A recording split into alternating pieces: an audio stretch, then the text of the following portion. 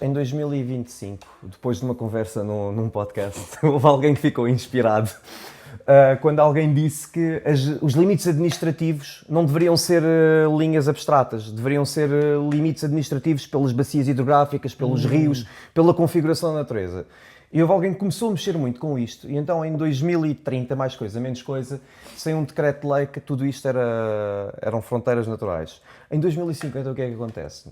Quando vou à janela, eu consigo ver uma cidade que não tem carros. Portanto, deslocamos-nos todos a pé e conseguimos deslocar a pé porque existem uns ténis novos que até foram uns putos que... foi da Alta de Lisboa, foi da Alta de Lisboa que fizeram uns ténis novos que se tu dás um speed naquilo, 2 passos passam a 4, portanto tem assim mas tudo com uma versão de tempo e espaço, está tudo tranquilo.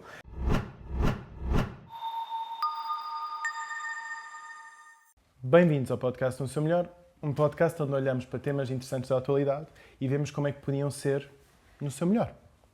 E com isso, hoje temos um tema que é a cidade no seu melhor e temos connosco um cidadão, Gonçalo Folgado. Sim. Muito obrigado pelo convite. Muito boa tarde, bom dia ou boa noite para quem nos está a ouvir e a ver. E é um gosto estar aqui contigo para termos uma conversa, como são as nossas. Exato. E temos um tema muito interessante, que é a cidade, que quer dizer muita coisa para muita gente e também tem tantos temas dentro de si que vamos conseguir divagar por muitos deles. Antes de olharmos para o que é que seria uma cidade no seu melhor. Mas antes disso tudo, quem és tu e porque é que a cidade é interessante ou importante para ti? Como é que ficou um tema na tua vida? Sei lá. Sério. Acho que tem tudo que ver sobretudo com um interesse que começa na Faculdade de Arquitetura, aliás, já começa antes, porque a arquitetura acaba por ser uma presença constante na minha vida desde muito cedo, desde o Lego. Quando era puto, montava cidades, e montava edifícios, e montava carros, e montava estruturas de guerra, e montava estruturas de paz, portanto, era literalmente um escape, era das coisas com que eu mais brincava. E vou adivinhar que estavas sempre a desmontá-los também, claro, para montar outras coisas. Claro. Muita efemeridade. Sempre muita transformação e muita efemeridade. Havia só um momento em que eu tinha, quando acabava de montar alguma coisa, eu ia fazer sempre... Ou seja, o código de desmonte para a próxima etapa era quando chamava a minha bisavó para lhe mostrar. Então havia ali assim uma certa cena de aprovação do género, olha, esse está fixe, vamos desmontar para a próxima. Vamos evoluir. E ela própria também puxava para mim, também dizia muitas vezes, e agora se fizes outra coisa, que era para não ficar, portanto... A minha bisavó era mesmo esperta. Sim. Então, muito cedo também este lado da arquitetura já estava a fervilhar. A transformação, sobretudo. E depois foste para... Depois começo por ter vamos dizer assim, contar uma história longa em curtos, no menor curtos tempo momentos. possível. Sempre tive uma criação, por assim dizer, muito relacionada com a rua, com o brincar na rua com os meus amigos, o facto de brincar numa praceta, que era um espaço confinado, vigiado, que tinha entradas e saídas que eram bastante visíveis ao nível da forma como o layout urbano se predispunha, acabou também por influenciar bastante a forma como eu me relacionei na rua, com a rua enquanto criança, o facto de ser, de ter esta questão da transformação e da arquitetura, acaba sempre por transportar um pouco daquilo que é a tua matriz depois para a forma como fazes aquilo que fazes. E depois, em arquitetura, realmente comecei a entender um bocadinho mais como é que era esta semântica e esta sintaxe da praxis de se fazer cidade. Portanto, então, está tudo também relacionado. Um respeito pelo espaço público, claro. Aliás, não só um respeito, um amor. Basicamente, o espaço público é um direito, quase. A cidade é um direito. Sim. Então, nisto é a tua maior veia dentro da cidade? Ou o que é que são outras veias que, com o tempo, que te transformaram, basicamente? Então, apesar daquilo que os arquitetos, por norma, pensam que a cidade se faz com a arquitetura, a cidade não se faz só com a arquitetura, ela concretiza-se com a arquitetura. Mas existem fatores económicos e políticos que estão ao montante que são verdadeiras forças de transformação. Sim. Portanto, olhar para a cidade, neste momento, não posso ficar apenas confinado à forma final que a cidade tem. O processo como lá chegamos, até processos que se possam explotar para se poder imaginar e reivindicar-se uma cidade diferente daquela que nós temos, é fundamental. Sim. Porque eu acredito mesmo que existe uma visão coletiva de cidade que está por concretizar há muitos anos, não é uma coisa que é nova. É uma vontade que ainda não se concretizou e como temos tido um modelo neoliberal na forma como nos organizamos em cidade, cada vez mais, portanto, nós passámos de uma sociedade forte keynesiana em que tínhamos um emprego para a vida e havia ali aquela forma de organização muito, muito estruturada, podemos dizer que também era limitada, mas tinha uma estrutura que ao dia de hoje não a temos e a evolução deste padrão capitalista, neoliberal, ultraliberal, e se calhar agora estamos a entrar num tecnofeudalismo que também há uma interseção a nível de geometrias físicas com as geometrias digitais, basta só pensar a quantidade de tempo que os miúdos passam ao dia de hoje no telemóvel e não estão a brincar na rua. E não só os miúdos, porque também os adultos estão na mesma... Sem dúvida, mas aqui eu estou aqui a fazer a ponte com a minha infância, era impensável eu ficar...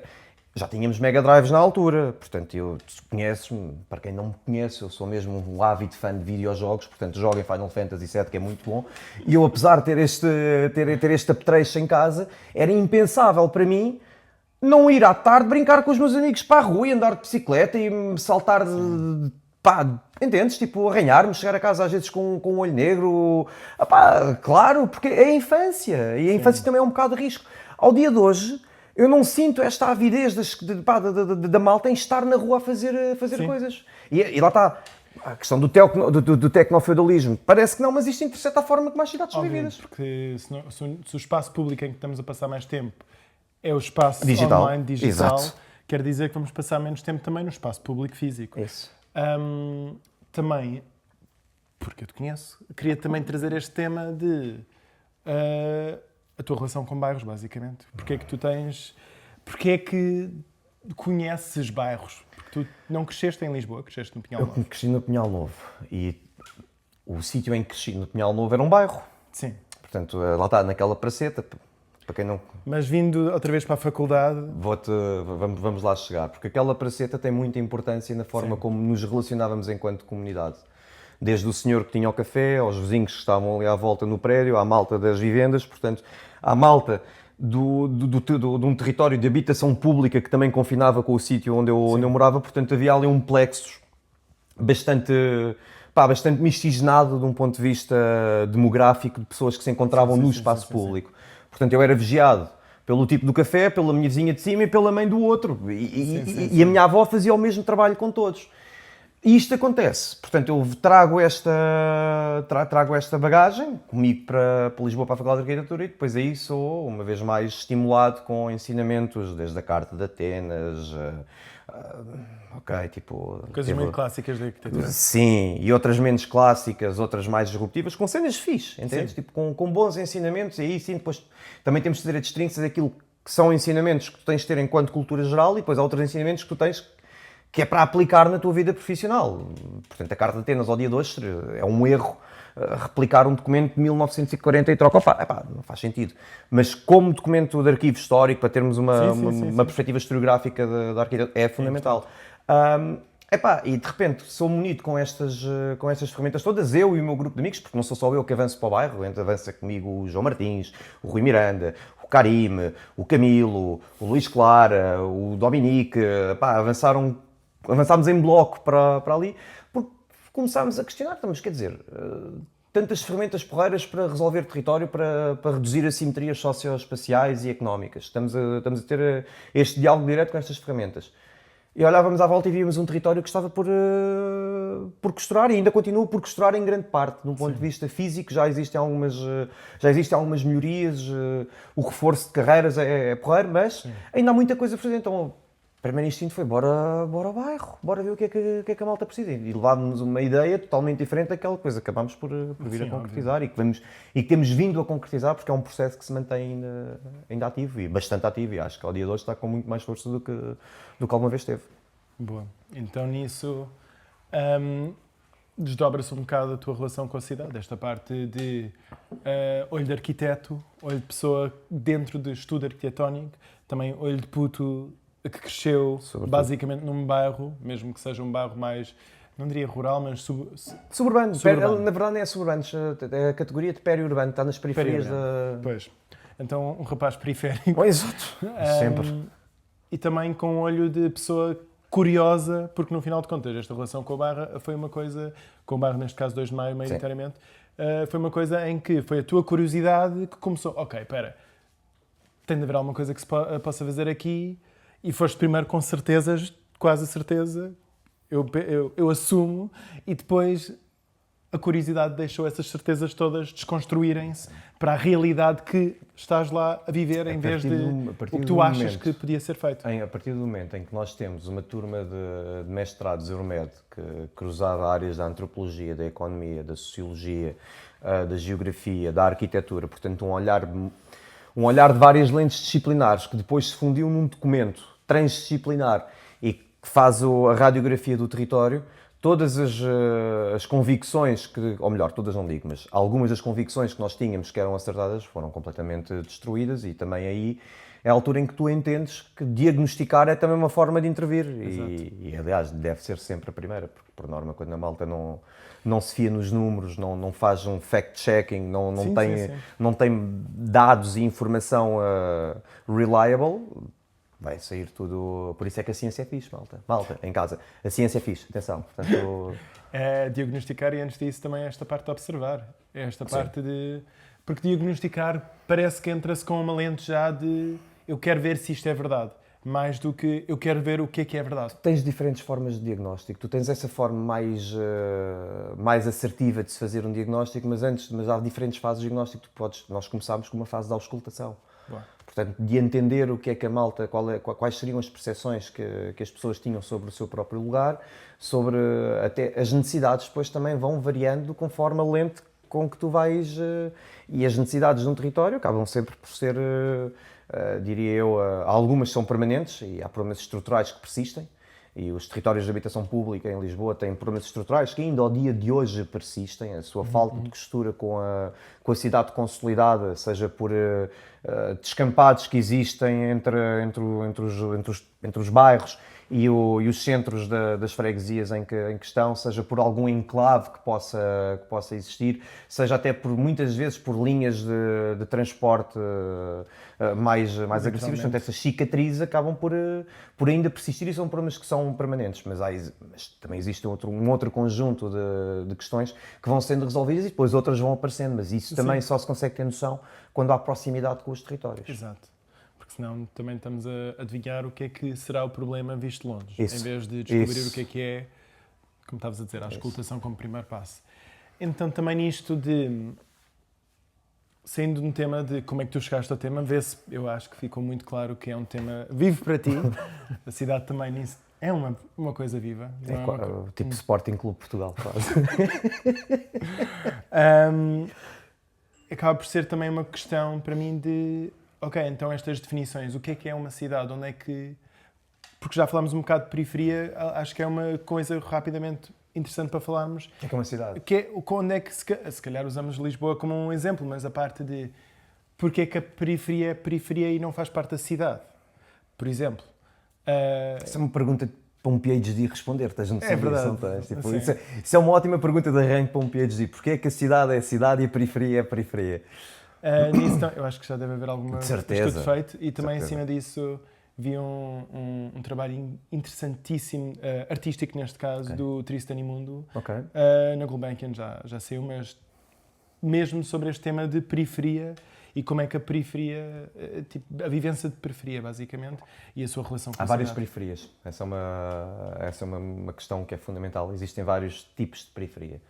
Porque nem todas elas são iguais. Da mesma forma que dentro da cidade existem várias cidades, dentro da periferia existem várias periferias. Existem periferias que são dormitórios e que as pessoas vão lá somente dormir, existem periferias em que são dormitórios, mas tens pessoas que tentam lá desenvolver algum tipo de atividade e depois tens periferias que estão altamente desqualificadas e que não reúnem em si as condições mínimas de vida digna para as pessoas. Aliás, floresceram nos últimos meses mais de 30 periferias dentro da Grande Lisboa em ambientes consolidados, portanto, porque há periferias dentro da própria cidade. Tu, se fores, por exemplo, ao bairro do Lavrado, ou ao 2 de Maio, ou ao Casalinho da Ajuda, ou, por exemplo, ao Per 11, são territórios que estão dentro de Lisboa, mas têm um alto teor, entre aspas, de serem territórios insulares. Portanto, são ilhas que têm ligações muito deficitárias à cidade. E a segregação espacial é uma boa forma também de teres alguma segregação social. E agarrada à segregação social, tens uma segregação económica, porque de repente há todo um imaginário coletivo que é desenhado, que é vivido naquele espaço em específico. Agora, fazendo-te aqui o papel inverso, vou-te fazer uma pergunta a ti. Não te faz um pouco de confusão que as bolsas de pobreza que estão territorializadas acontecem quase sempre nos mesmos sítios? Vou dizer de há 50 anos para cá, porque para mim é desde que conta, desde que há democracia é valer, estás a ver? A partir de 74 vale bujas, daí... Portanto... Desde esse momento até agora, os territórios passam a ser quase que as famílias que eram pobres continuam a ser pobres e neste momento com uma clivagem social cada vez mais acentuada, o que leva a uma polarização das opiniões, o que também acaba por esboroar um bocadinho o nosso tecido social e de alguma forma corroer aquilo que são as potencialidades que a auto-organização e que a organização coletiva dos territórios possam ter. Portanto, há muito é algo que me intriga desde algum tempo. Completamente de acordo. Desculpa a viagem. Foi uma viagem muito boa. Sim, estávamos a falar de periferias neste lado. Os diferentes tipos de periferia. Para responder à pergunta, a única coisa que eu consigo dizer é sim, incomoda-me também. Eu sabia. Também, sim, de muitas coisas que há em Lisboa. Lisboa é uma cidade fantástica em muitas maneiras, terrível de outras maneiras, tal como qualquer outra cidade, muito feliz que tem os seus próprios problemas e não estamos só a replicar problemas de outros sítios. Também tem um problema por ser capital e esquecer-se um bocado que o resto do país existe. E isso também da sua periferia, tipo um bocado refletido. Lisboa esquece que a periferia existe.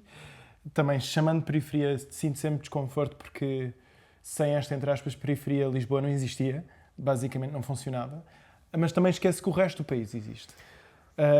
E um bocado também nisso, eu há vezes, agora com o trabalho todo que nós também estamos a acompanhar em Mértola, há muitas vezes que eu sinto que Lisboa podia ser um bocado mais também uma estrela de Portugal em termos de mostrar o que é feito em Portugal, ser uma amostra do que é que o resto do país é.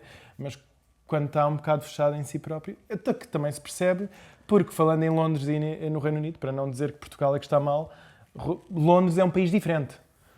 Existe Londres, que é um país, e Reino Unido, que é o resto do país, e aliás, nesse Reino Unido há mais 3 países desagregados do país em si. Então isto é uma coisa muito normal, que a capital é um centro de atenção, especialmente porque geralmente os parlamentos também lá estão, então os políticos lá vivem e as grandes empresas... Em Portugal isso é um bocadinho diferente, também na Itália até é um bocado diferente.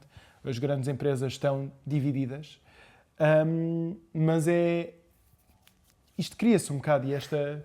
O que tu estás a dizer leva-me aqui para caminhos... De repente abriste assim, tipo, um leque de coisas, que é o facto de Lisboa, o facto do país ter uma estrutura macrocêntrica, certo, é verdade, temos 2 áreas metropolitanas que manietam literalmente tudo, que é a área metropolitana do Porto e a área metropolitana de Lisboa, que elas conjuntamente acho que dão quase 8 milhões de pessoas, porque depois também tem esta força dos números. Sim. Okay? E as cidades continuam a ser um polo de atração, ainda para mais cidades costeiras, é um fenómeno global e tendencialmente agravar-se-á essa tendência demográfica da malta sair de territórios mais periféricos para as cidades. Embora existam também projetos e iniciativas que tentem fazer esse contramovimento, mas é um contramovimento muito complicado. A Locals neste momento está a tentar fazer um contramovimento nesse sentido, tentar entender o território, o interior do país, neste caso com Castelo Branco. Quem tem estado a liderar esta aventura tem sido sobretudo o João Martins, que esteve na última semana em encontros com várias organizações do território, de escolas, universidades, associações, moradores, até candidatos autárquicos, para tentar entender o território e entender como é que se pode ajudar a fixar pessoas que queiram ir trabalhar para aqueles sítios, também para os desenvolver. E isto leva-me aqui a uma outra questão, que é esta estrutura macrocêntrica que o país tem, de um ponto de vista mais territorial. O facto de estar muito agarrado a estas duas áreas metropolitanas descurou aquilo que é a sua cidade, a sua rede de pequenas e médias cidades. E nós podíamos estar a reinventar o nosso Estado Social a partir das pequenas e das médias cidades e das grandes cidades também, porque, na verdade, o governo central está cada vez mais longe do cidadão. Nós tocamos no governo central em instâncias, por exemplo, como é o toque com o Serviço Nacional de Saúde, mas para as coisas mais imediatas da nossa vida são as autarquias que... E tem de continuar a ser assim. Tem de haver, literalmente, na minha opinião, tem de haver uma desconcentração e uma descentralização, mas sobretudo uma desconcentração de poderes para as cidades, precisamente para evitar aquilo que tu estavas a dizer, que é a acumulação de diversos stakeholders, de diversas infraestruturas em determinados lugares, que depois suplantam aquilo que é a capacidade de carga que o próprio território tem, que a própria cidade tem. E se isto for espraiado por esta rede de pequenas e médias cidades pelo país, por exemplo, o turismo, nunca me ouvirão dizer que eu quero ou que sou contra o turismo em Portugal.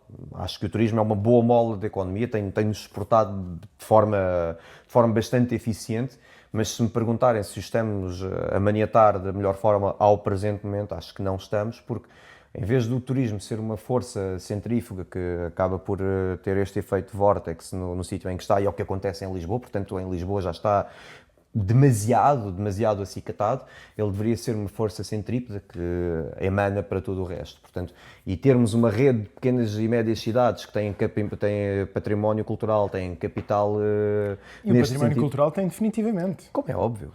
Estamos a falar de um país com... Sim, exato. História. Exato.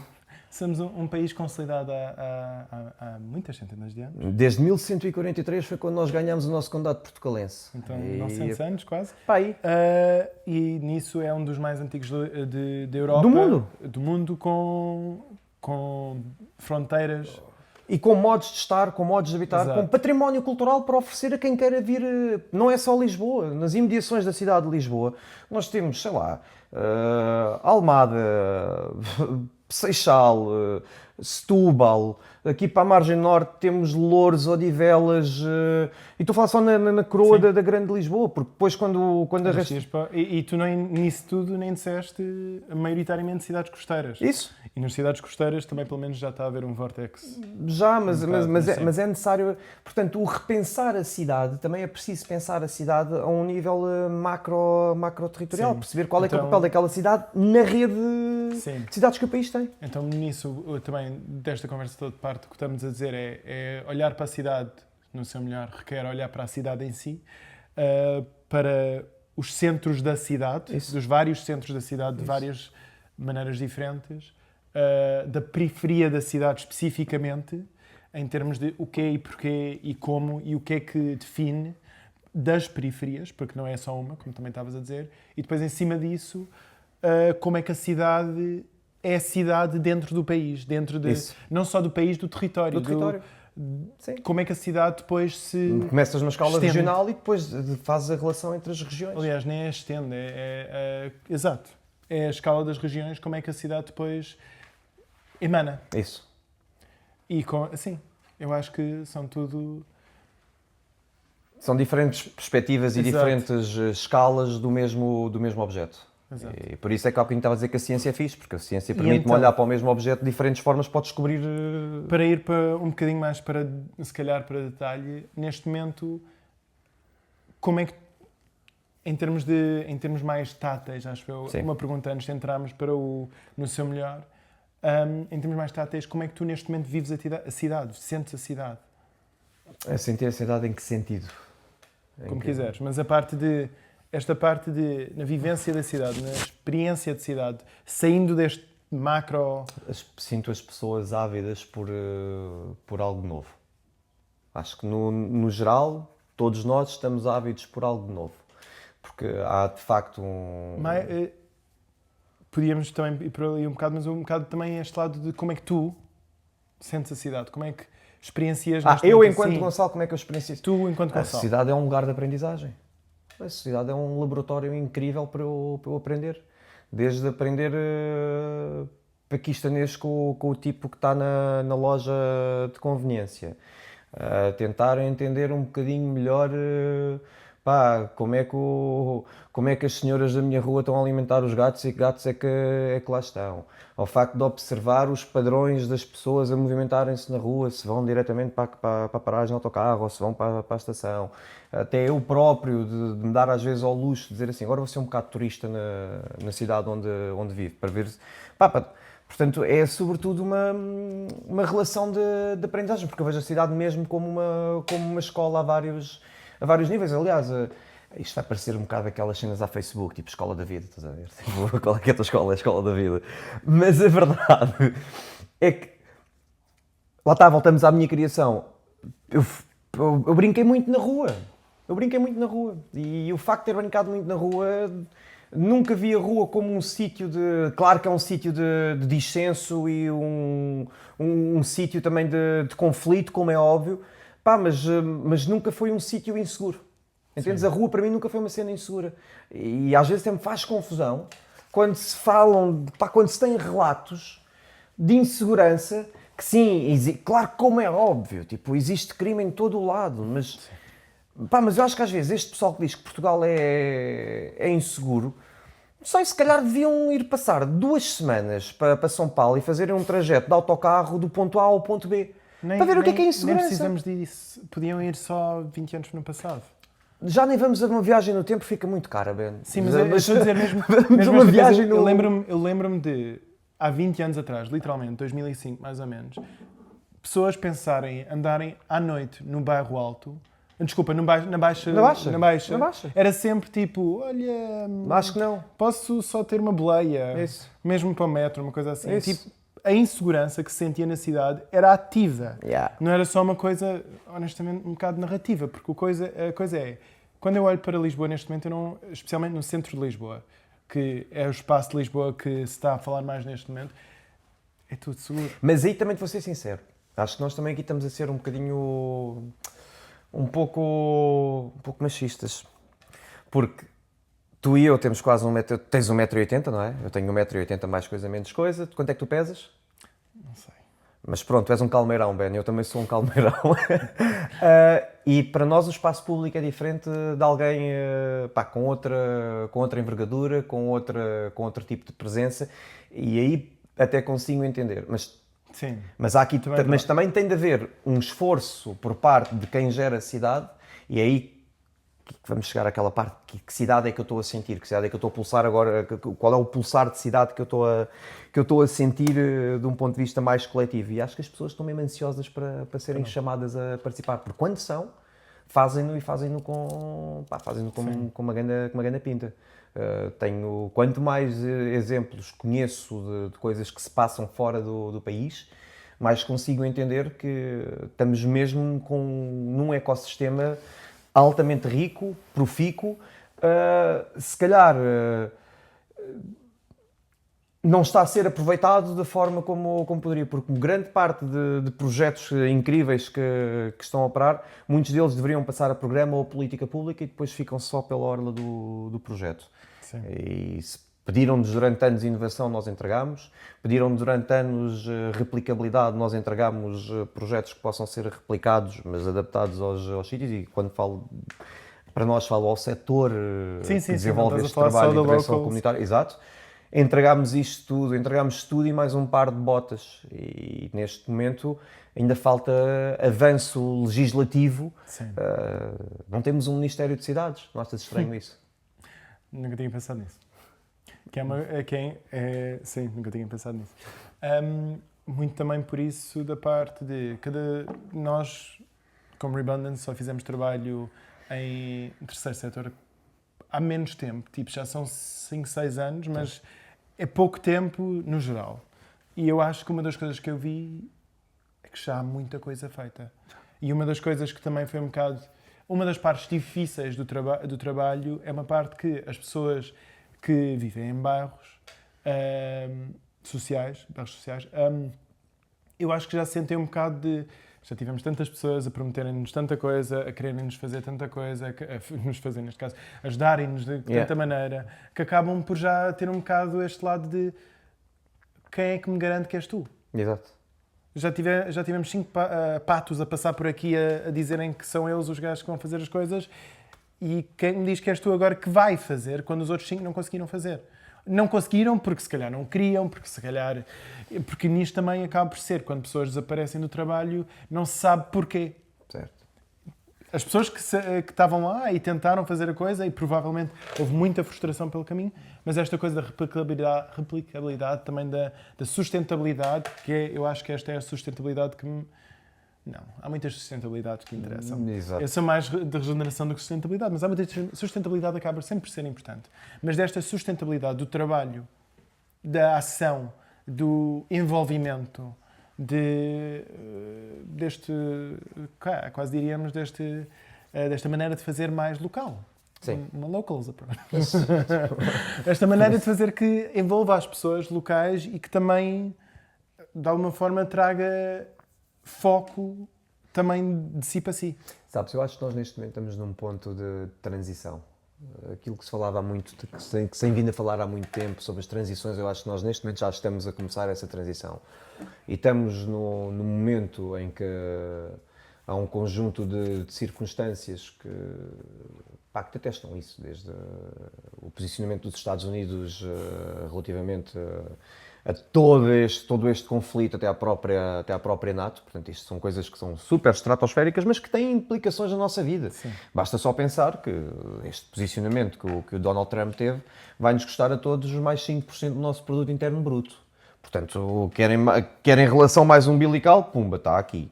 Sim. Portanto, tu tens com isto a mexida de blocos ocidentais e de blocos de leste e de novos blocos que estão a surgir e que vão ter de surgir tendo em conta toda esta reconfiguração, e isto significa que nós estamos literalmente no hiato entre a passagem da democracia para qualquer outra coisa. E para qualquer outra coisa não tem que ser necessariamente um regime mais musculado, mais autocrático e mais próximo como ditadura, mas pode ser para uma outra coisa, pode ser para uma evolução da própria democracia em si, um aprofundamento da mesma.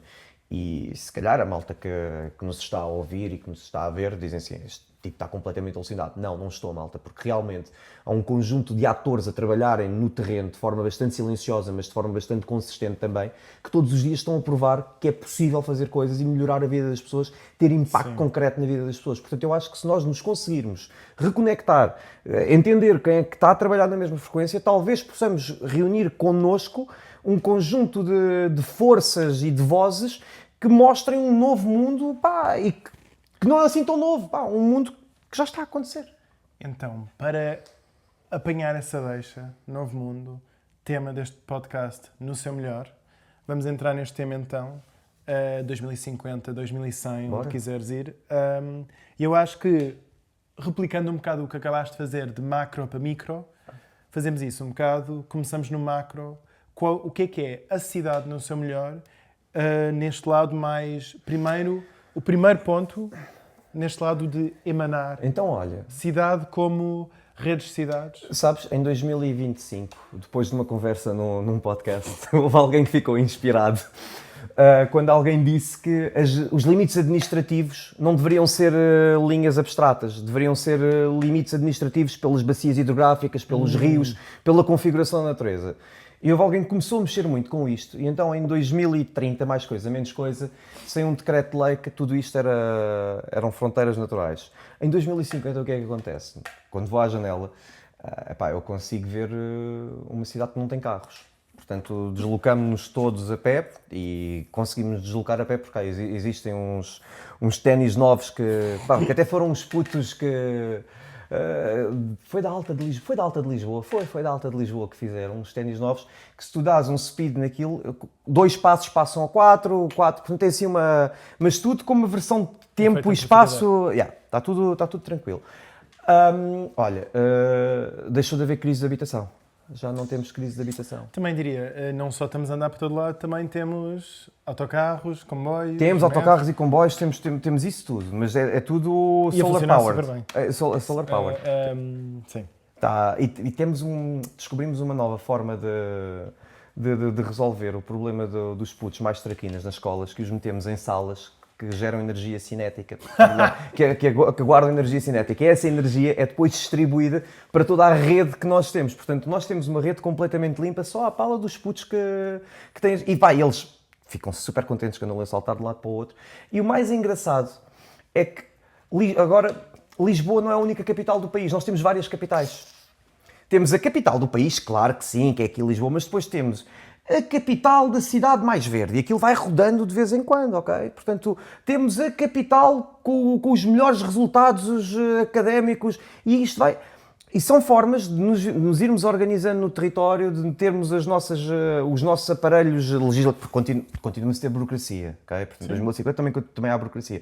Só que agora temos uma burocracia que já não é só fichas de Excel, dá para desenhar, estás a ver? Os documentos técnicos já levam post-its, já levam desenho, já temos artistas plásticos a trabalhar em burocracia, tipo, eles divertem-se mesmo naquilo. Olha, até quando começaram também a haver músicos a trabalhar na burocracia.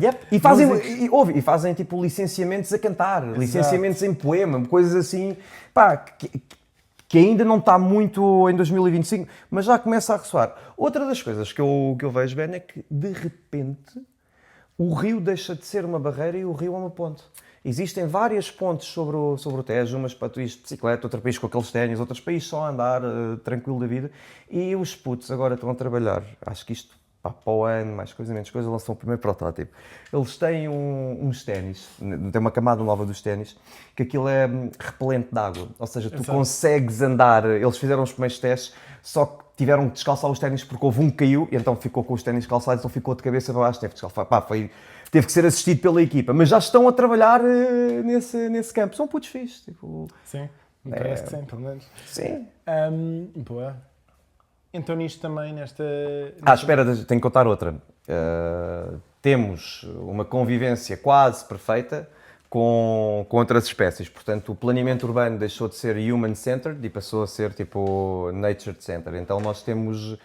já temos, por isso é que diz que é quase perfeita, porque há muitas pessoas que se estão a mobilizar pela causa dos gatos e os gatos estão neste momento à frente nas eleições, nas sondagens para as eleições dos próximos administradores de bairro. Portanto, eu ainda estou para ver como é que o Tobias vai desempenhar o seu cargo, mas há mesmo esta consciência de que os animais a trabalhar em guilda são altamente,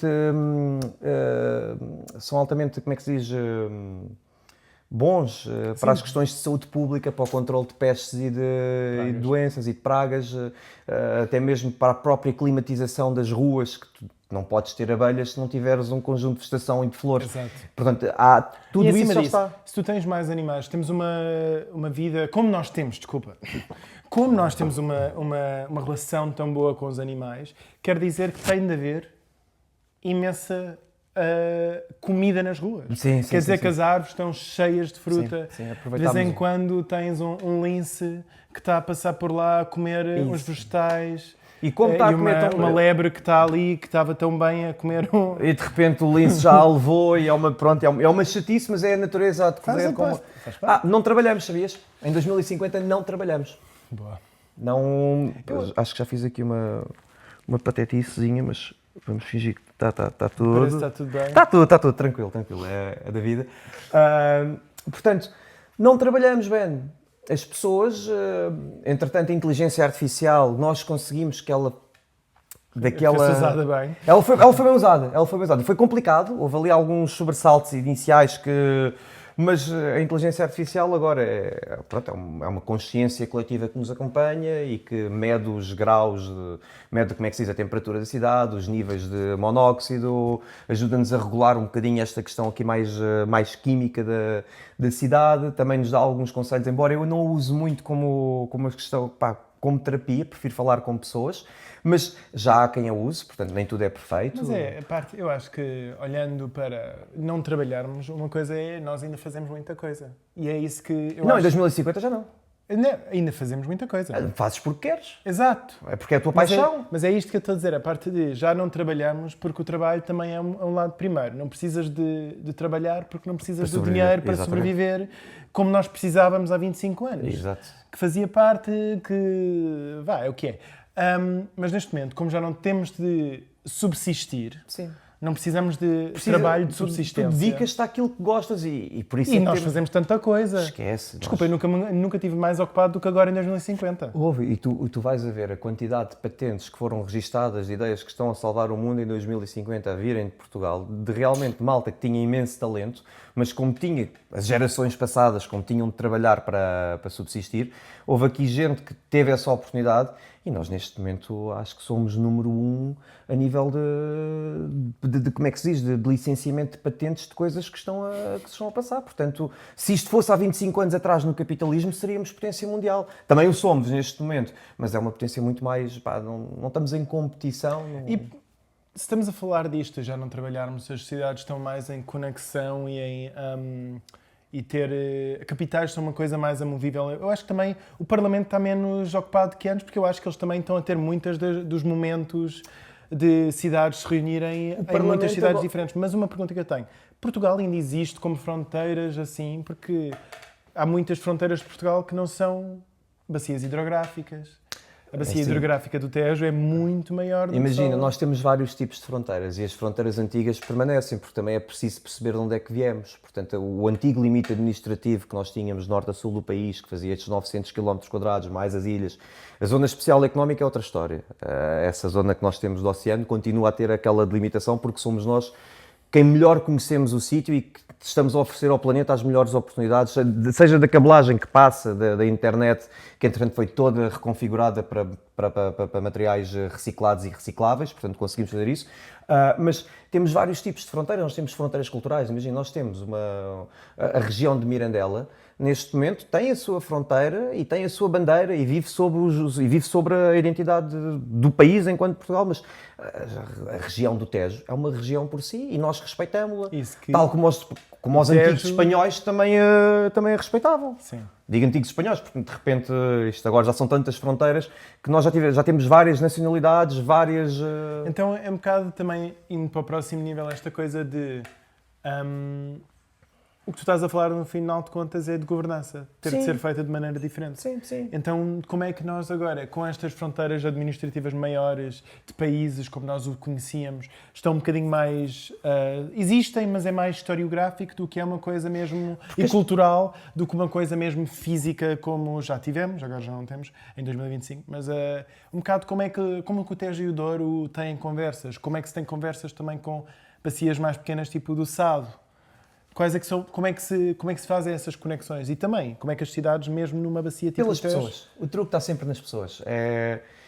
Somos todos convidados a participar nos processos de transformação territorial, sejam estes processos de transformação física ou processos de transformação económica, ou seja, tudo. Quando um município, quando uma freguesia tem uma intenção para fazer alguma coisa, os moradores são logo chamados para pensar. Não são obrigados a ir, mas aqueles que querem estar nas equipas técnicas estão lá e os técnicos fazem o seu trabalho com os... Lá está. Quando falo dos técnicos, falo realmente das pessoas que estão ali por devoção e porque é mesmo aquilo que querem fazer. Portanto, o exercício de participação é muito fácil de ser feito, porque vão mesmo aqueles que são interessados, e aqueles que são mesmo interessados levam mesmo o melhor de si, ao nível de informação, predisposição, vontade... E o facto de teres esta ancoragem tão próxima entre o poder local e a comunidade faz com que as pessoas conheçam muito bem os temas, conheçam os dossiês quase tão bem como os próprios técnicos que estão a liderar. Portanto, a governança coletiva acaba por ser muito simples, porque todos têm opiniões bastante fundamentadas sobre o mesmo objeto. No final, o desenho da solução vai ser muito mais informada e as pessoas sabem naturalmente que determinada solução pertence à dimensão X, à dimensão da bacia hidrográfica, porque dentro da própria bacia hidrográfica podes estar a trabalhar o curso da água, mas também podes estar a fazer um super estudo, como fizemos foi o arranque disto tudo no Tejo. Em 2030, mais coisa, menos coisa, 2035, não me lembro, foi feito um estudo sério ao estuário do Tejo e percebeu-se, foi como se fosse um raio-x. Portanto, vamos perceber as camadas litológicas da terra e da água, vamos perceber a estrutura biofísica, mas vamos também entender o potencial económico que o rio tem.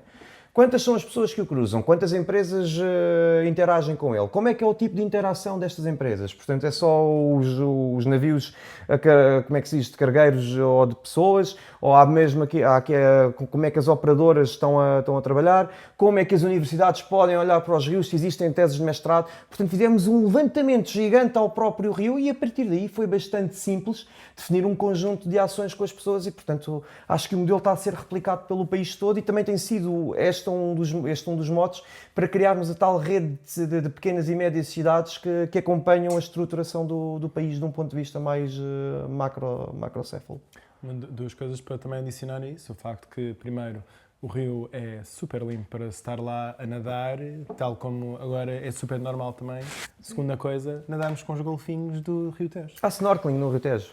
Eu fui fazer snorkeling a semana passada, tipo, pá, e já houve amigos meus que disseram, pá, estás a ver coisas, e provavelmente até poderias estar a ver coisas, porque agora os psicotrópicos são altamente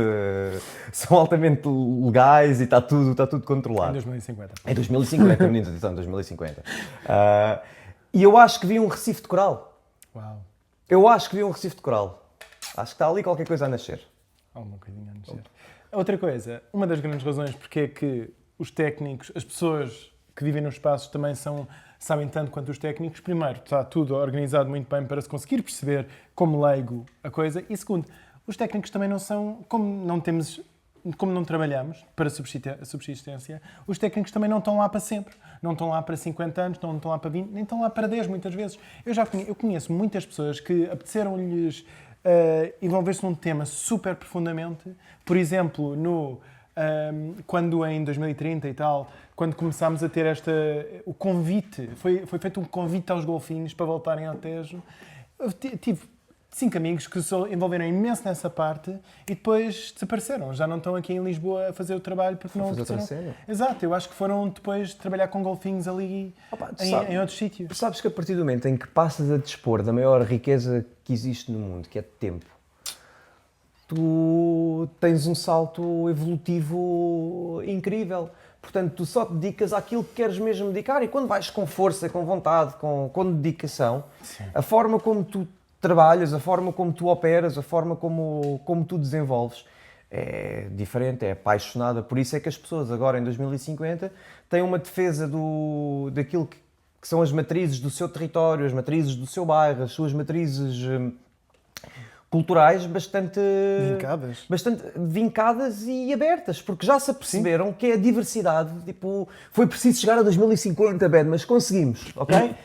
Já nos apercebemos que é a diversidade que é a nossa grande força, que é a nossa grande riqueza. E também, em cima disso, esta parte de eu sou deste sítio é uma coisa que não é uma definição que me agarra, tipo, agora eu não posso ser de mais nenhum sítio. Eu sou português, também sou europeu. Também sou português. Tipo, eu também sou europeu, também sou deste mundo, também sou lisboeta, também faço parte da Liga Mediterrânica, que foi agora uma coisa que em 2040, não sei se soubeste disso, em 2040, portanto, os países da Bolsa do Mediterrâneo, portanto, estamos a falar Portugal, Espanha, Itália, Grécia, Síria, Líbano, Marrocos. Nós criámos aqui uma liga... transmediterrânica? Sim, uma liga transmediterrânica onde temos acordos comerciais, temos acordos demográficos, portanto há aqui uma concertação entre todas estas redes de cidades, e são cidades tão diferentes umas das outras, que nós transitamos não só estes acordos comerciais, mas também práticas de resolução de problemas. Tu queres ter um bom ar-condicionado em casa, tu fala com o gajo que constrói na Líbia. Ele sabe construir-te esse ar-condicionado de forma natural, ele tem essa tecnologia. E tem estado a fazer sucesso, porque já existem algumas casas com esse sistema. E acho que esta diversidade foi aquilo que nos trouxe a 2050 este cenário de paz mundial que temos, que é incrível. Demorou imenso tempo a chegarmos lá, mas sim. Já cá estamos. Com isso, próximo passo para baixo. Lisboa. Como é que Lisboa existe nesta bacia hidrográfica do Tejo? Qual é que é a vivência de Lisboa hoje em dia? Em 2050? Em 2050. Okay. Hoje em dia, em 2050, obviamente. Mas, aliás, antes de bacia e também, entre aspas, falávamos imenso sobre periferia em 2025 Aliás, não se falava, mas exatamente esse problema. Lisboa, neste momento, já não é só Lisboa. A antiga Lisboa era a cidade de Lisboa. Nós conseguimos, em 2050, concretizar aquela ideia de cidade de duas margens que havia já há bué de tempo atrás. O Fonseca Ferreira tinha essa ideia, a metrópole de duas margens. De repente, Lisboa, o Barreiro continua a ser Barreiro, ok? Tipo, Sim. a Malta tem... Não é uma Lisboa consumista. É uma Lisboa que se expande para as duas margens, que tem o leito do rio como a sua ponte, e as pessoas, daqui a bocadinho eu calço os meus ténis e vou dar uma corridinha, estou no Barreiro em 15 minutos. Entendes? E vou lá comer um gelado incrível que eles têm lá, pá, sobre o gelado. Aquilo é feito a partir de umas ervas que eles tinham, que eram os dentes de leão e e as azedas. Os gajos migaram aquilo tudo, deram, pá, com uns toques de pectina para não... Porque deixámos de comer açúcar. Açúcar branco já não existe. O quê? Yeah. O açúcar branco verdade, já não tinha esquecido existe. que existia. Pá, diabetes foi tipo assim, cardiovasculares, nós estamos todos muito mais saudáveis. E a vivência em Lisboa, portanto, o facto de eu ter estas pontes que me permitem ir ao Barreiro, o facto de eu passar numa rua em que, ao dia de hoje, é impensável tu teres um perfil de rua que é edifício, passeio, estrada, faixa 1, faixa 2, passeio. Isto é impensável. Tu tens de ter pelo menos 3 ou 4 barreiras de densidade florestal que te permitem anular todas estas coisas, para além de que são muito poucos os carros que andam ainda ao combustível fóssil. Ainda deixamos andar alguns porque são carros de coleção, são pessoas que gostam muito. Epá, e também não queremos criar aqui estas tensões e estas clivagens para a malta que está muito ainda agarrada a um modo de vida que era aquele. Mas... E também para dizer isso, tipo, carros não são o problema, é a forma como... centralização de todo Mas o tecnologicamente já está, nós temos... Sim, e carros também é uma maneira tão... Também um bocado chata de andar na cidade, porque tipo... Ainda há quem primeiro, goste. sim, mas chata na forma de... Podemos estar uns com os outros, nós gostamos das pessoas hoje em dia. Então podemos falar com pessoas... Mas eu às vezes ainda preciso também estar o meu tempo fora da comunidade. Mas é por causa disso que tens os teus sapatos. É por causa isso. disso tens a tua bicicleta. É isso. Eu, quando não estou com vontade de estar com pessoas, eu mando-me para... Às vezes estou no meio do rio. Estou ali e estou a olhar para o padrão dos descobrimentos e digo assim... Epá, que cidade incrível, mas que silêncio incrível também que eu estou aqui a desfrutar. Só ouço o brandir da maresia, que não é maresia, que é da maresia do rio. Epá, é incrível. Mas voltando então à forma como nós vivemos Lisboa.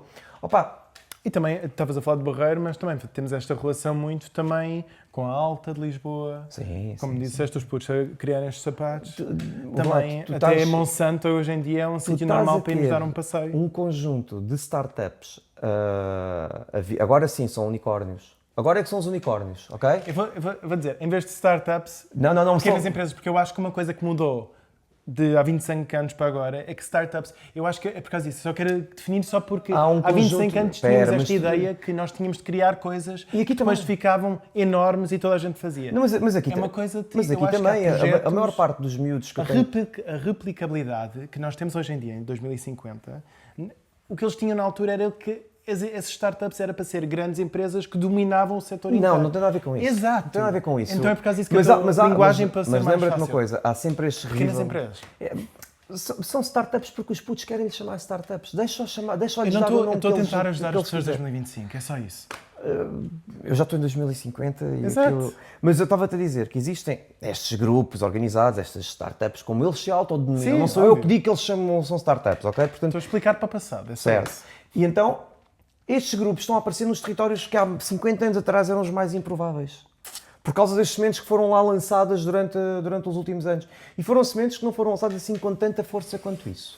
Poderiam ter sido lançadas com mais força. Portanto, o número de programas, o número de projetos, o número de fundos públicos que estavam a operar nestes territórios de 2020 até 2030, 2025 é quando eu consigo precisar de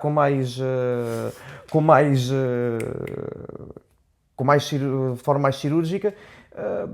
Houve estímulos, é verdade, mas não com a necessidade e com a cadência que poderiam ter sido implementados. Mas ainda assim foi suficiente para que destes territórios começassem agora a... Olha, surgiu os ténis hidrorrepelentes que são sucesso. Exato. Tens putos na Alemanha que estão a usar aquilo, tu tens putos... Não só usar, estão a replicar.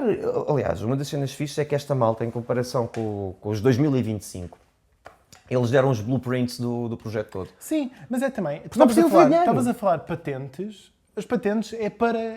hoje São em prémios. Dia, sim, não é só prémios, é também uma maneira de também conseguir ajudar outras pessoas a conseguirem replicar. Olha, é exatamente assim que nós fazemos. O processo está legitimado. Tipo, isto não falha, está aqui, tens a receita. E as patentes, antigamente, em 2025 ou coisa, era daquelas coisas do agora sou eu que sei fazer este jarro vai ser só produzido pela minha empresa e pela minha malta. Não, a patente, hoje em dia, é uma coisa em que temos aqui um jarro, todos vocês podem fazer estes jarros. E então há esta coisa de partilha. Há uma economia de partilha e é fixe. Mas não falámos de Lisboa, Bento, não queres ir a Lisboa.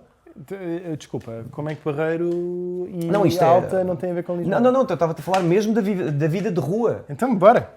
Os artistas, tu tens pintores a pintar na rua, ok? E não é aquele pintor que, coitado, está a pintar e está ali. Não, está a pintar porque quer mesmo pintar aquilo. Tens street performers a tocarem saxofone.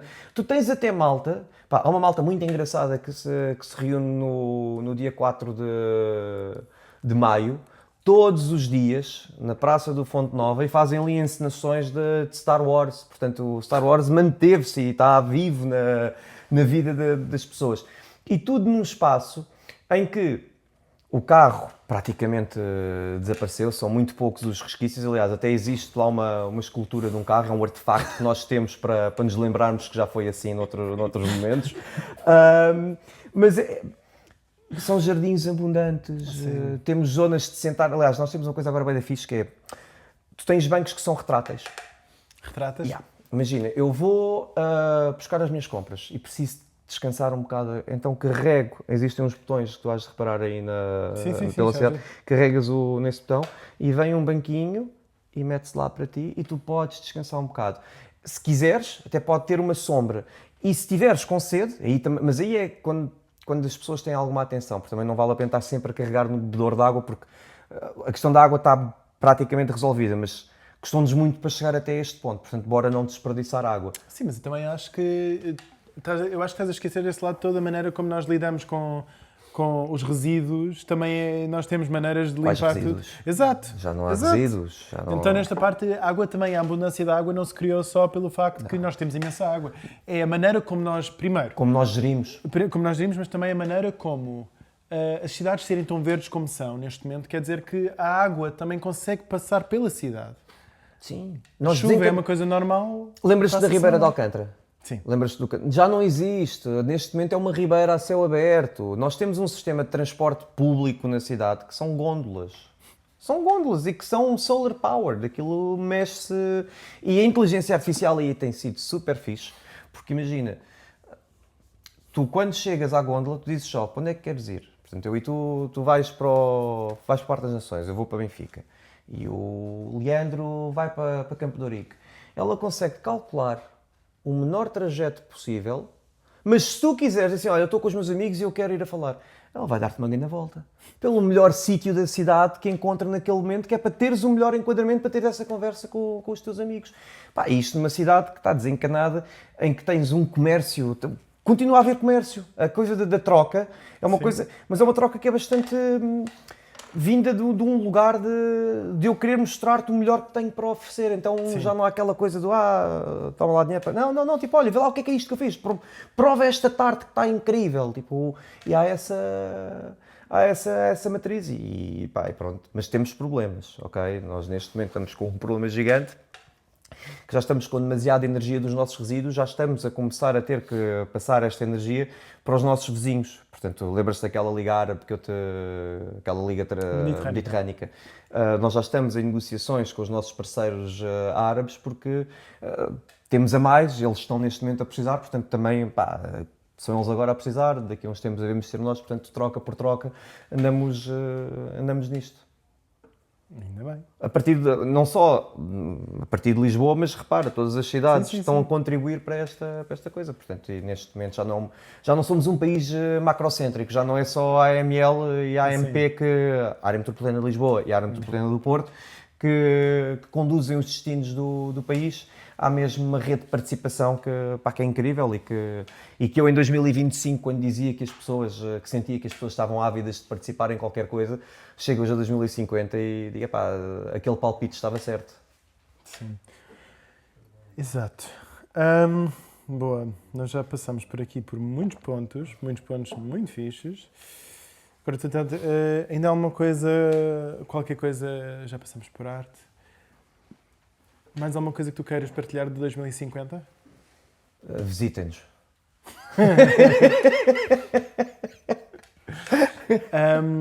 Então, indo de volta para 2025, que eu acho que está-me a ficar um bocado estranho agora, depois desta visita. Nem estou com vontade de voltar para 2025, deixa-me dar. Eu estou com vontade porque eu quero ir para 2050 também. Opa, mas já cá estou. Mas voltando para 2025, então, a última parte deste podcast é sempre uma pergunta de quais é que são os passos que nós podemos tomar agora para conseguir ir nessa direção? Nós criámos aqui um mundo incrível, ou não criámos, porque isto literalmente não foi das nossas cabeças só, as nossas cabeças não existem num vácuo, não fomos nós os inteligentes a criar isto. Todas as ideias que nós falámos foram ideias que foram buscadas muito também das nossas vivências. Dito isso, quais é que são os passos que nós podemos dar agora em direção a esta cidade maravilha que acabámos de experienciar? Primeira coisa é literalmente ir à janela, os que estão em casa, vão à janela, olhem para o que vos rodeia e detetem aquilo que vos chateia ou aquilo que vos impressiona. Primeiro é olhem... Impressiona neste caso positivamente e negativamente? Sim. Olhem para algo que vos emocione. Procurem uma emoção. E a partir dessa emoção, pode ser uma emoção mais de reação, mais de proatividade, pode ser uma reação uma emoção mais triste, uma emoção mais feliz, mas procurem algo que vos comova, porque é esta comoção que nos leva a fazer sempre qualquer coisa. Depois de sentirem essa parte, contactem-nos, que nós ajudamos no que for necessário. A Local está aqui para o que for necessário e vamos ajudar-vos nesse sentido. Mas a primeira ligação é realmente uma coisa de sentimento, não há... Eu gostaria de adicionar a esse sentimento também um lado de... Sinto que é também necessário criar um bocado de imaginário. Claro. Falta um bocado... Não sei se é falta, porque eu acho que é uma falta. Eu acho que falta um bocado esta normalidade de falarmos sobre o nosso imaginário, de partilharmos o imaginário, de deixarmos este imaginário crescer em conversa, de eu ter ideias que de repente não são interessantes para esta conversa e com isso também ter o que nós acabámos de fazer, um bocado de... Sem que isto seja uma coisa de dois patetas a imaginar uma coisa que não existe. A mudança de mindset para aquilo que nós acabámos aqui de fazer e ser tomado como um exercício sério na programação de política pública, na programação de um plano de atividades de uma empresa, de uma associação, de uma escola, de uma universidade. Este exercício que nós acabamos aqui de fazer deveria ser... Eu detesto coisas obrigatórias, acho que isto vai lá por reformas, não vai por revoluções nem por imposições, mas deveria ser um exercício sugerido para que as equipas o fizessem, porque o facto de conseguires mandar 100, 150, 50, 20, 30 anos à frente do teu tempo é o que certamente te ajuda a definir onde é que tu queres chegar, e o facto de o fazeres significa que muitas vezes estás fora de pé, porque o exercício de imaginação é algo que ainda hoje é visto pela sociedade como só os muito criativos é que o conseguem fazer. E os muito criativos não existem. Existem pessoas que conseguiram trabalhar mais o músculo da criatividade, que a criatividade nada mais, nada menos é do que conseguir ligar dois assuntos diferentes, ou completamente diferentes, com um fio condutor racional. Isto é criatividade, não é mais nada. Racional, de vez em quando irracional também. Mas que haja uma ligação e que consigas levar ao fim e ao cabo uma operação. Sim. Okay? Tipo, como é que eu tendo palhaço pobre, um palhaço rico e um tipo da física quântica, o que é que eu vou fazer com estas duas pessoas para... O que é que ali pode surgir? Olha, podem surgir tantas coisas engraçadas como alguém explicar física quântica pela linguagem de um palhaço pobre e de um palhaço rico. Pode acontecer tanta coisa. Portanto, é essa a matriz da criatividade. E o que nós acabamos de fazer deveria ser, efetivamente, uma praxis de se fazer, olha, de fazer cidade. Sim, e nisto acaba, eu acho que também diria mais uma cena normal, começar a ser mais normal, esta coisa de, eu sinto um bocado uma falta deste lado, estavas a dizer antes que estás a sentir que as pessoas estão de querer coisas novas, querer alguma coisa nova. Certo. E neste novo, para mim, começa aqui, começa neste ponto também de experienciarmos o que é que nós queremos de novo. Eu acho que há muitas pessoas, e eu acho que também há de vez em quando uma falta de noção de quanto trabalho está a ser feito. Há imenso trabalho a ser feito de pessoas a fazerem ótimas coisas, por ótimas causas em muitos sítios. Com impactos incríveis. Com impactos incríveis, locais ou mesmo mais que isso. E eu acho que um bocado esta parte de as causas também podemos ter um bocado mais visão, mais... um bocado de criação deste imaginário. E eu acho que, para mim, a normalização da causa, tipo, nós lutamos por isto, super normal, super forte, muitas vezes criticado um bocado por bem ou por mal. Mas o problema, Ben, é que tu, quando ficas muito vidrado na luta de uma causa, tu deixas, às vezes, de estar num plano de ativismo e passas para estar num plano de reativismo. Isso acontece muitas das vezes. E é aí que eu acho que, às vezes, que a visão se deixa suplantar pela questão da causa. Sim. Entendes? E a causa, para mim, ou as causas, para mim, são, sobretudo, um conjunto de dimensões que são necessárias estarem alinhadas para termos um habitat urbano, para termos um habitat mais justo, mais eficaz, na verdade. Portanto, esta questão aqui do ativismo versus reativismo é muito fácil para passares para começares numa cena altamente ativista, porque o ativismo vem de um lugar de amor, ou vem de um lugar de... Pode vir de descontentamento, mas vem num lugar de amor por qualquer coisa que está mal e que tu queres corrigir. É isto, é daqui que vem. Mas vem sempre de um lugar fixe. E quando tu estás em causas que muitas das vezes têm avanços lentos ou avanços que não são aqueles que tu gostavas de ter e que detectas injustiças, somos pessoas no final do dia e também temos sentimentos maus dentro de nós. Portanto, aqueles que estão a querer fazer o melhor e dar o melhor de si acabam também por também entrarem no papel de pessoas que podem também ter alguma frustração, podem ser também reativos e reacionários, porque é uma coisa que me faz um bocado de confusão agora, nada a ver com isto, mas tudo a ver com isto, que é o ódio que se tem à Greta Thunberg. De repente, a miúda é alvo de um conjunto de abordagens que são completamente insidiosas, quando a mensagem que ela traz é, olha, bora só tipo trabalhar isto para termos um mundo melhor, com menos fóssil, com menos desigualdades sociais, com menos genocídios. A Palestina, tipo, Malta, não é fixe, Israel não se está a portar bem.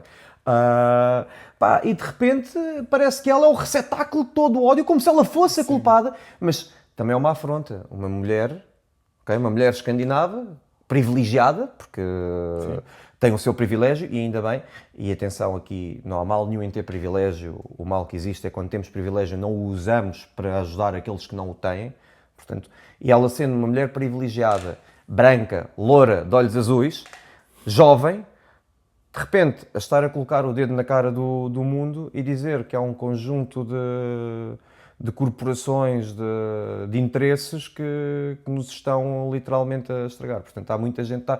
Eu até percebo que os que estão a operar nessa orla fiquem chateados com ela. O que eu não percebo é que pessoas como nós... Neste caso não, mas sim. Não, mas entendes? Quando digo pessoas como nós... Sim. Mas isto também volta ao lado da criação narrativa. Como é que nós também conseguimos... Voltando para este lado de o que é que nós podemos fazer agora. Falta-nos uma visão comum. Exato, sim. Falta-nos uma visão que Eu acho que também falta um bocado desta aceitação que não tem de estar tudo em concordância todo o tempo. E tipo, se nós estamos a falar em causas, tipo, não é uma causa Mas que se põe mais causas, acima de outras. Aí eu discordo, porque eu acredito que existem causas que têm de ser completamente unificadoras. Há causas que não sendo, como é que se diz, unânimes, porque a unanimidade é o pior inimigo das inteligências coletivas, mas há causas que, quanto a mim, têm mesmo de ser consensuais. A questão da justiça climática. Sim. Se este pessoal já se está a estressar todo com a quantidade de imigração que nós temos tido, por via de consequências políticas, por via de consequências sociais, já lá vamos. Por via de consequências sociais, quando as causas daquilo que são os fluxos migratórios devido a catástrofes naturais causadas por as alterações climáticas, então ainda vamos ter mais gente para receber e temos de os receber. Sim, mas Temos de receber esta gente. Isso não quer dizer que toda a gente tem de trabalhar nesta causa a toda hora. Claro. E é isso que eu estou a dizer com as causas também de, tipo, o lado de quando há alguém que está a lutar por uma causa que é super local. Isso é uma coisa super fixe e não tem de ser criticado por não estar a lutar ao mesmo tempo por 10 mil outras causas. Claro que sim. Também era mais dessa forma que eu estava a dizer. A parte de como é que nós... Não podemos estar em todas as causas ao mesmo tempo, senão não estamos em nenhuma. Exato. Era isso que eu estava a dizer. Com isso também gostaria de pôr o ponto de isto na relação com a cidade. Como alguém que tem relação com a cidade, como é que se cria isso? Primeiro de tudo, voltamos à âncora onde eu estava há bocado a bater, que é a visão. Nós temos de ter um projeto de cidade que nos una a todos. Nós temos de ter um projeto que seja verdadeiramente agregador, para que as pessoas percebam para onde é que nós queremos caminhar, qual é que é o modo de vida, qual é que é o modo de estar, como é que eu posso contribuir para isso.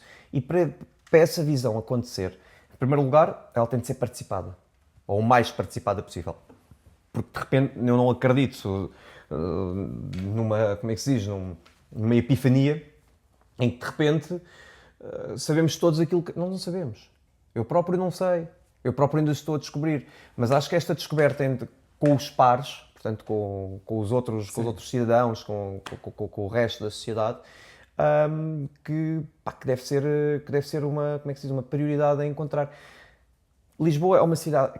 Que cidade é que nós queremos que Lisboa seja? Sim. Uma cidade do comércio, é uma cidade que vive para o rio, é uma cidade que vive entre bairros, é uma cidade da acessibilidade, é uma cidade do conhecimento, é a cidade verde, capital verde europeia que já foi, é uma cidade de transação, é uma cidade em que o turismo é a principal e única indústria.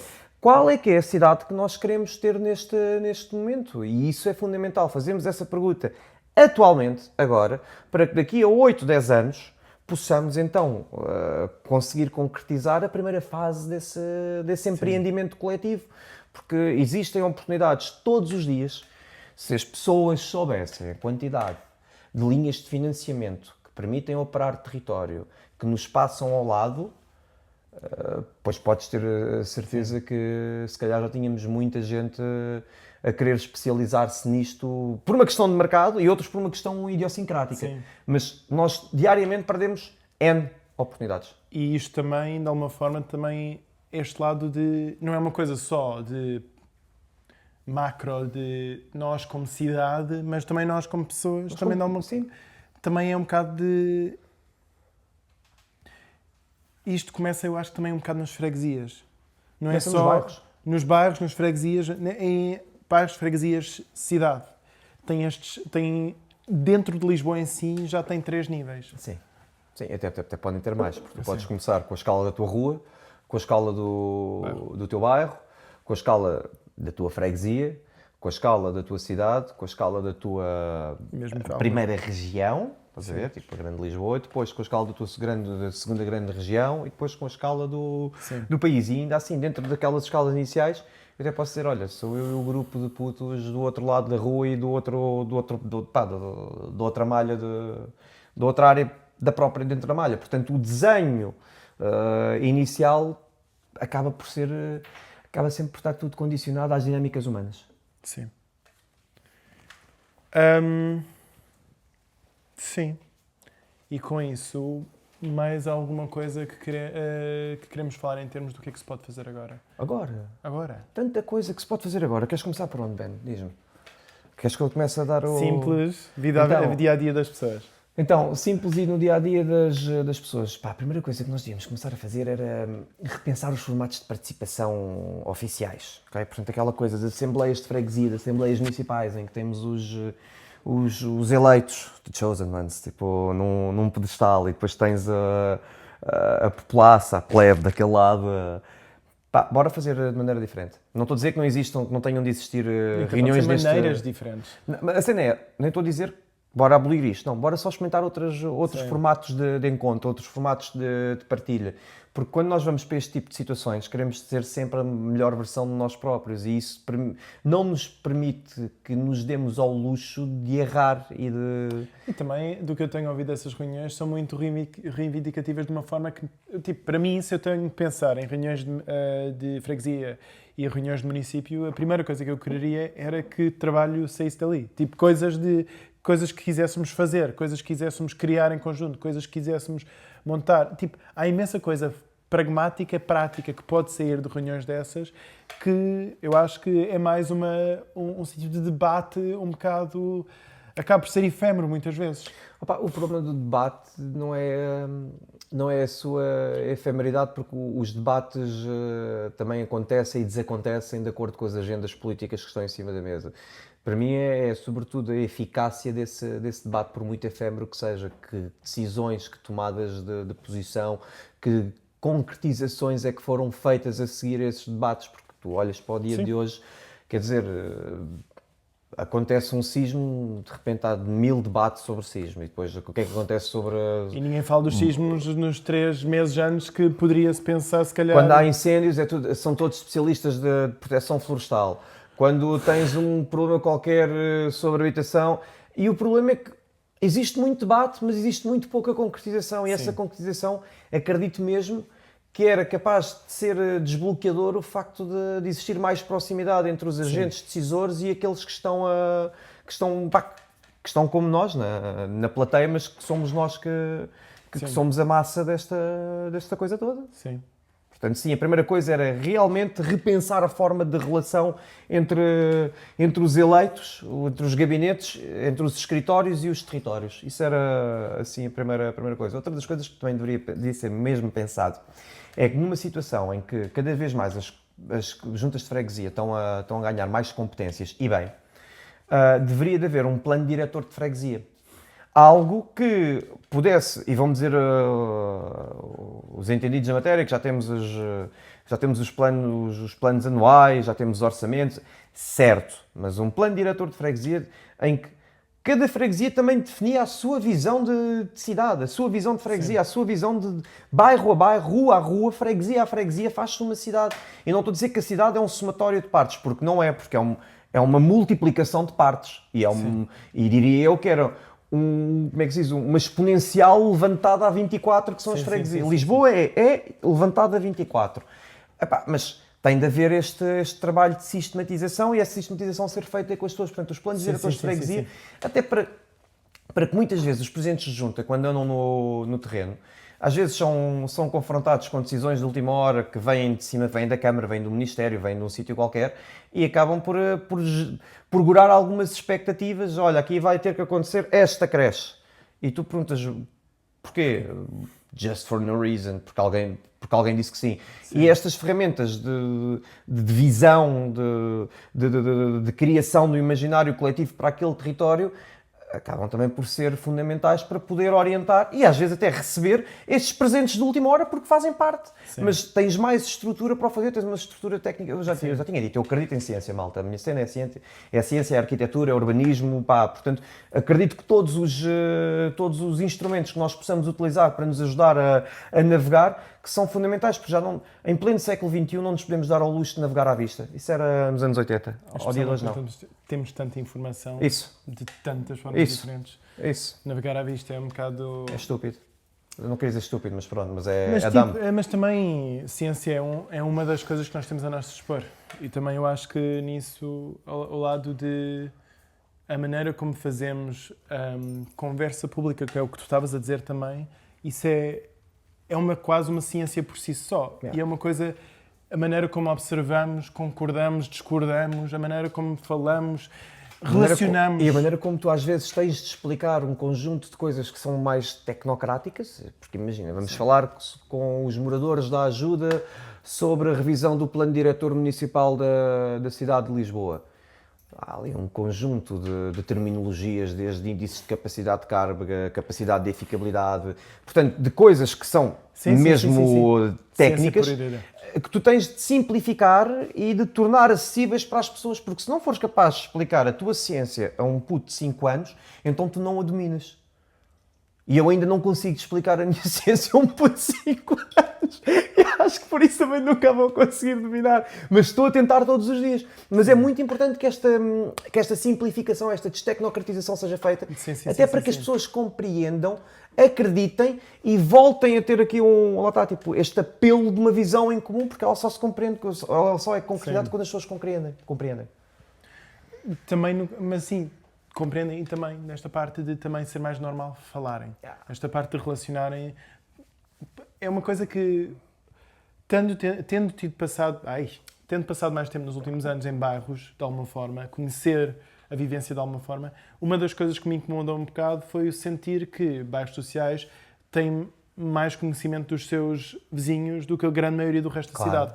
E esta parte de nós não nos relacionamos com o resto, com os nossos literalmente bairristas, com os nossos fregueses, basicamente.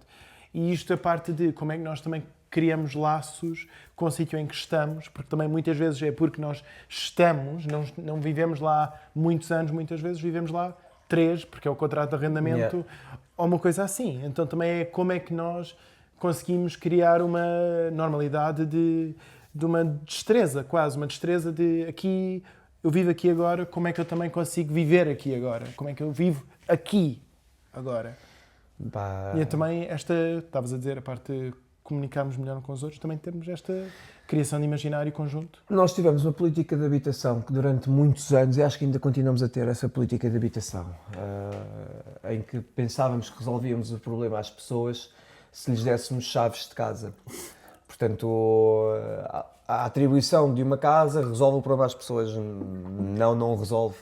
Porque até podes concretizar o direito à habitação, mas se não concretizares o direito à cidade e tudo aquilo que a cidade tem para oferecer, transportes, equipamentos, oportunidades de trabalho, tu vais só encostar um problema a um canto, isolá-lo. O que acontece durante muito tempo é que depois aquele problema vira um problema maior e tens, lá está, as tais bolsas de pobreza territorializadas que falávamos no início da conversa. E é fundamental perceber-se que existem outras dimensões da vida das pessoas. Já a Isabel Guerra dizia que as pessoas não são coisas para se arrumarem em gavetas, não dá para meter as pessoas em caixinhas, e as pessoas têm um plexo gigantesco naquilo que são as dimensões das suas vidas, desde a sua fé, ao seu trabalho, aos seus afetos, à forma como se gostam de divertir, como gostam de estar sozinhas, como gostam de chorar, como gostam de existir. E a existência não é nós não podemos olhar para a Carta de Atenas e pensar que a existência urbana se resume a quatro funções, que é circular, habitar, divertir e trabalhar. Eu sou muito mais do que isto, eu faço muito mais coisas do que isto, desculpem, não... E acho que todos nós o fazemos. Circular é muito engraçado, é tipo, assim, eu quando não estou dentro de casa estou só ali a passar. Não, mas isto, assim, faz sentido dentro do contexto histórico em que veio. Ao dia de hoje, olha, vou só girar, vou pagar um Uber para dar umas voltas pela cidade. Mas também um bocado nisso, a parte de espaço público ser um espaço vivido e não só um espaço de passagem. Isso! Um lugar público que é apropriado pelas pessoas, em que eu vou para ali fazer exercício, vou jogar ténis, ténis não pode ser que são grandes bejardas, mas um badminton, vou com um carro telecomandado, vou com o coro da minha rua, vamos para ali cantar. Vou uma cena tão normal portuguesa, jogar futebol em ruas que são mesmo para também estarmos. Ou levo só como é que se diz? Levo um cobertor e meto-me em cima do jardim e estou ali num piquenique e estou a ler um livro. Entendes? O apropriar-te do espaço e saberes que ele também é teu, porque nós temos a concepção em Portugal que o espaço público é de todos, logo não é de ninguém. E isso é bullshit. É de todos, então é de todos. Exato. Isto um bocado também, eu acho que a palavra apropriar pela primeira vez senti-me um bocado estranho porque a parte de apropriar é quase como não devia de ser nosso, então temos de nos apropriar. Eu acho que quase acaba por ser, era ótimo se nem tivéssemos de nos apropriar porque nós já, é normal ser nosso. É uma cena... Isso era no, como é que se diz, em 2050 estás nesse mindset. Ao dia de hoje tens de ser um bocadinho reativo porque parece que há uma distância... Ou proativo, exato, ou proativo, porque parece que há uma distância entre aquilo que é o espaço público e a forma como te aproprias dele. Sim. E aquilo que acontece efetivamente. E há sítios, mas há sítios incríveis em Lisboa. Eu ainda há pouco tempo estava, olha, no fundo, na praça do Fonte Nova, desenhada pelo Zé Adrião, pá, que é assim. Para mim é dos melhores projetos desta cidade, a nível de arquitetura, porque ele consegue resolver um viaduto, um parque de estacionamento e transforma aquilo numa praça urbana. Portanto, o gesto de síntese, a forma como ele arruma o espaço é... Pá, sou fã porque sou utilizador daquele espaço de forma quase diária. E já estive nele de manhã, à noite, à tarde, de madrugada. E aquele gesto é um bom gesto de síntese porque ele coloca em cada um dos pontos da praça 2 quiosques, porque tem logo ali aquela dinamização. Depois há todo um conjunto de espaços verdes que são ladeados por um banco, não é aquele retrátil ainda, mas é um banco bastante simpático e depois deixa espaço. Okay? Deixa-se espaço para as pessoas. Já vi lá desde malta a jogar a bola, a malta a andar de skate, feiras, concertos, bebadeiras, um atrasado mental a andar de carrinho telecomandado que era eu. Não devia estar a dizer isto, mas anda boa. Eu estava tão entusiasmado com o meu carrinho telecomandado que havia ali uma parte que não estava alcatroada. Eu comecei com o carrinho ali a dar assim, a fazer uns espiões feito par. E só depois é que me apercebi que aquilo era uma nuvem de poeira, que a nuvem de poeira ia para cima de alguém. E a nuvem de poeira foi para cima, estava a minha namorada e estavam mais 2 pessoas no banco. E a minha namorada fez aquela cara, eu já sei o que é isto há mais de 10 anos. As outras 2 pessoas só não me fulminaram porque houve este decoro público, porque se pudessem vinham atrás de mim com forquilhas e com tochas. Porque foi muito estúpido. Mas foi da fixe. Mas é isso, faz parte da apropriar. É a apropriação e é o facto de permitir-se fazer este tipo de coisas. E se também fizeres alguma coisa que não seja tão inteligente quanto isso, também tens aquela coisa, olha, peço desculpa e não voltas a fazer. E quando alguém te vier pedir desculpas, ou porque levaste com uma bolada, ou porque levaste com... faz parte. Desde que não sejam coisas graves, não é? Mas esta coisa de estarmos de conviver com a diferença, é na diversidade. É na diversidade que está a nossa maior força. Não é mais lado nenhum, é na diversidade. Eu acho que isso é um sítio excelente para fecharmos esta conversa. Foi de propósito. Muito obrigado, Gonçalo. Uma conversa incrível. Foi ótimo. E obrigado. Como sempre as nossas conversas são. Esta única diferença que teve foi pessoas a assistir e... mais diversidade. E mais diversidade, portanto está ótima, está ótima. Muito obrigado. Obrigado. E obrigado, malta, por terem nos ouvido. Boa. Obrigado.